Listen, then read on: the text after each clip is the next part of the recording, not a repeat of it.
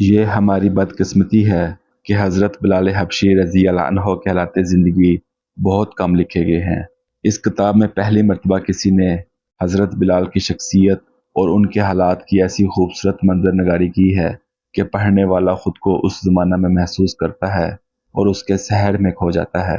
بلال رضی اللہ عنہ نے 22 سال کا عرصہ حضور اقدس صلی اللہ علیہ وآلہ وسلم کے ساتھ گزارا اور ان کا انتقال دمشق شام میں ہوا۔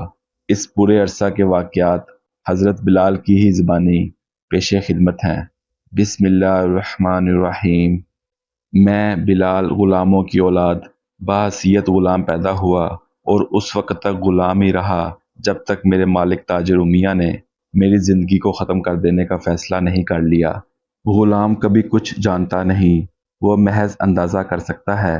اس کے مالک کی آواز جیسی کوئی آواز نہیں ہوتی، وہ پکارے تو اس کی آواز کی پہنچ سے بچا نہیں جا سکتا۔ اگر غلام دو مقامات پر نہیں ہے، مالک کی آنکھوں کے سامنے یا اس کی چیخوں کی پہنچ کی حدود میں، تو اس کا مطلب یہ ہے کہ وہ بھاگ نکلا ہے۔ مالک اسے خرید لیتا ہے اور وہ اپنی باقی ماندہ زندگی سے اپنی قیمت چکاتا رہتا ہے۔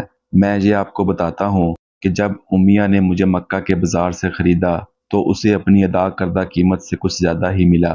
دیکھیے، اگر کوئی شخص گھوڑا خریدنا چاہے تو اسے ہوشیار رہنا چاہیے کہ کہیں وہ کسی دن اسے گرا کر اس کی گردن نہ توڑ دے۔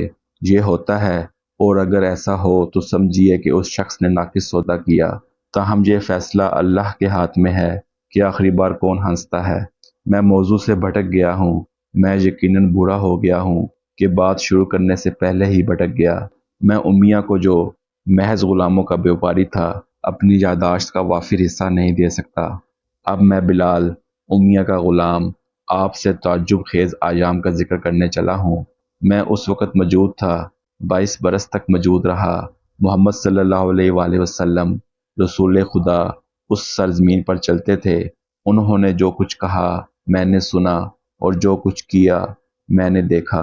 اس دن حسب معمول امیہ کعبہ کے پہلو میں دوسرے تاجروں کی صحبت میں بیٹھنے کے لیے گیا۔ میں ہمیشہ صبح کی آرزو کرتا تھا جب اپنے غلام ساتھیوں کے ساتھ زمین پر بیٹھ کر چپکے چپکے گپ شپ کرتے ہوئے ہم اپنے مالکوں کو دیکھتے اور ان کی آواز پر لبیک کہنے کے لیے تیار رہتے۔ سایہ ہمارے لیے دلکشی کا باعث تھا، مگر مکہ میں سایہ ایسا ہی ہے جیسے پھیپھڑوں میں سانس، اس لیے کہ مکہ میں کچھ اگتا ہی نہیں، نہ درخت، نہ گھاس، نہ پھول، اور شہر کے اطراف کی پتھریلی پہاڑیاں دوپہر کے سورج کی جھلسا دینے والی حرارت کو رات گیر تک سمیٹے رہتی ہیں۔ فطرت کی سخت گیریوں کے اعتبار سے مکہ دنیا کے بے رحم شہروں میں سے ہے، لیکن نہ جانے کیوں وہاں سے نکل کر دل واپسی کے لیے بے چین رہتے تھے۔ کوئی نخلستان یا معتدل مقام انہیں سکون نہ دیتا۔ سامان باندھو اور واپس چلو، یہی ان کی ہمیشہ کی روش تھی۔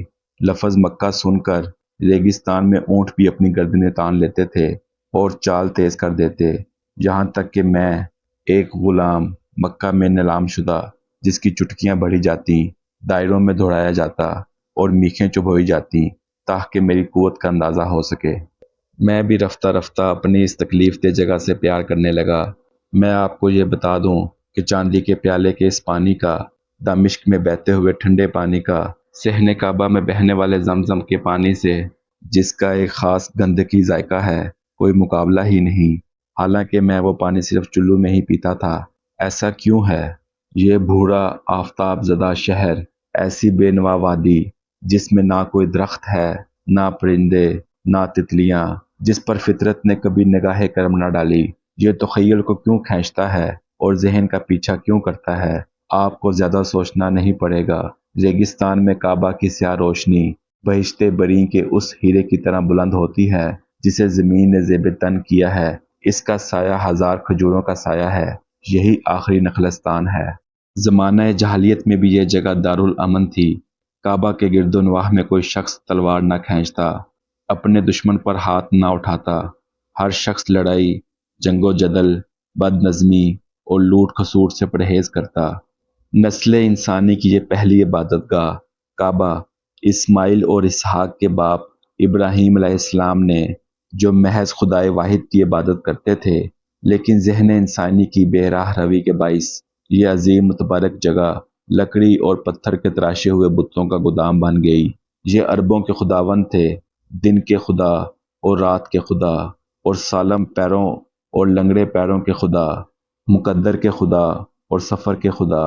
کل 360 مختلف اقسام کے خدا تھے، اور سارے کے سارے منافع بخش۔ یہ نفع سچا مذہبی نفع نہیں تھا جو جنت میں ملتا ہے اور دائمی ہوتا ہے، بلکہ کارواں کا نفع جو بازار میں ملتا ہے اور گرم پتھر پر گرے ہوئے تھوک کی طرح آتا اور جاتا ہے۔ ہر برس ایک خاص مہینے میں عرب کے قبائل کعبہ میں اپنے خداؤں کی زیارت کے لیے آتے تھے۔ اس موقع پر ایک بازار لگ جاتا تھا جس میں شام کے تاجر، یمن کے بحری اور فارس کے ریگستانی تاجر اور ہر چہار جانب سے آنے والے غلاموں کے تاجر سب جمع ہو جاتے تھے۔ دیوتا اور سونا دونوں ہی برابر کے سامان تجارت تھے۔ میں آپ کو یہ سب اس لیے بتا رہا ہوں کہ میں اپنی کہانی کو اس کے اصل مقام پر رکھوں، یعنی اس جگہ جہاں میں کعبہ کے سائے میں بیٹھتا تھا۔ دیکھو وہ شخص جا رہا ہے جو خدا سے باتیں کرتا ہے۔ یہ ابو جہل کی آواز تھی، اور اس سے پہلے کہ یہ فکرہ کہکہوں میں ڈوب جائے، اس کا غلام جو میرے پاس بیٹھا تھا اچھل کر پیروں پر کھڑا ہو گیا اور پھر دوبارہ آرام سے بیٹھ گیا۔ رسول اللہ، آپ پانی پر کیوں نہیں چلتے؟ اب امیہ میرے مالک کی باری تھی، جو اب خود جہنم میں جواب دہ ہے۔ تب میں نے آپ صلی اللہ علیہ وآلہ وسلم کو گزرتے ہوئے دیکھا، محمد ابن عبداللہ کو حسب معمول تنہا گزرتے ہوئے۔ آپ کا رخ اس پہاڑ کی طرف تھا جہاں لوگوں کی سرگوشیوں کے مطابق ایک فرشتہ آپ سے ہم کلام ہوا تھا۔ کعبہ کے آس پاس آپ نظروں سے اوجھل ہو گئے۔ پیچھے کی تیز و تند ہوا آپ کو اڑا کر لے گئی۔ یوں کہیے کہ مذاق اڑانے والے ہمارے مالکوں کو یہی لگتا تھا، لیکن ابو سفیان مسکرا نہیں رہا تھا، اور سارے مکہ میں اپنے مالک کے بعد جس پر ہماری نظریں مرکوز ہوتی وہ ابو سفیان تھا۔ اس کی اور ہماری کہانیاں آپس میں اس طرح مربوط ہیں جیسے شکاری اور شکار، یا کتا اور ہرن۔ شاید یوں ہے کہ ایک کو دوسرے کی ضرورت ہوتی ہے، شاید اس نے ہمیں وہ کچھ بنا دیا جو ہم ہیں۔ وہ یک بجک کھڑا ہو گیا اور گفتگو بند ہو گئی۔ وہ بولا، ایک خدا کو ماننے والا کسی خدا کو نہیں مانتا۔ معمول کے مطابق اس نے دختی رگ پر انگلی رکھی تھی، کیونکہ کفار اپنے توہمات کو بہت سے خداؤں میں تقسیم کرنے کے عادی تھے۔ وہ اپنے دل میں خدائے واحد کا پاک یقین لا ہی نہیں سکتے تھے۔ ہمارے خدا ہمیں تنہا چھوڑ دیں گے، اور اگر ہم اس بدت کو ختم نہیں کرتے تو وہ اپنی نعمتیں کسی دوسرے شہر پہ نازل کریں گے۔ اس نے ابو لہب کو گھور کر دیکھا۔ آخر تم چچا ہو، اسے قابو میں لانا خاندان والوں کی ذمہ داری ہے۔ ابو لہب جھنجھلا گیا۔ اب تک وہ ساری گفتگو سے بے نیاز الگ تھلگ بیٹھا تھا کہ شاید اسے بخش دیا جائے۔ اسے قابو میں لانا؟ محمد کی عمر 40 سال ہے۔ میں جانتا ہوں، ہاں میں جانتا ہوں کہ وہ رسوائی کا سامان بنتا جا رہا ہے، میرے لیے، اپنے خاندان کے لیے، اور تمہارے لیے جو اس کے ہم قبیلہ ہو۔ کل اس نے اپنے غلام کو بیٹا بنا لیا۔ پاگل پن! وہ اپنا سب کچھ مانگنے والوں کو دے دیتا ہے۔ پاگل پن! وہ ایرے غیروں کو، قرض داروں کو کھانا کھلاتا ہے۔ ہر روز دسیوں آدمی اس کے دروازے پر ہوتے ہیں۔ ہم کیا کر سکتے ہیں؟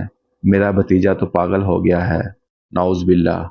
ابو لہب جکے بعد دیگرے لوگوں کی طرف مڑا، گویا وہ واضح نہ ہو سکنے والی بات کی وضاحت میں مدد دیں گے۔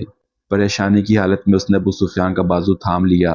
مجھے بتاؤ ابو سفیان، ایک آدمی جو پورے شباب پر ہو، توانا اور خوبصورت، جس کے سر میں ایک بال بھی سفید نہ ہو، جس کی شادی ایک دولت مند خاتون سے ہوئی ہو، جسے مکہ کی بہترین اشیاء پر قدرت حاصل ہو، اور وہ کرتا کیا ہے؟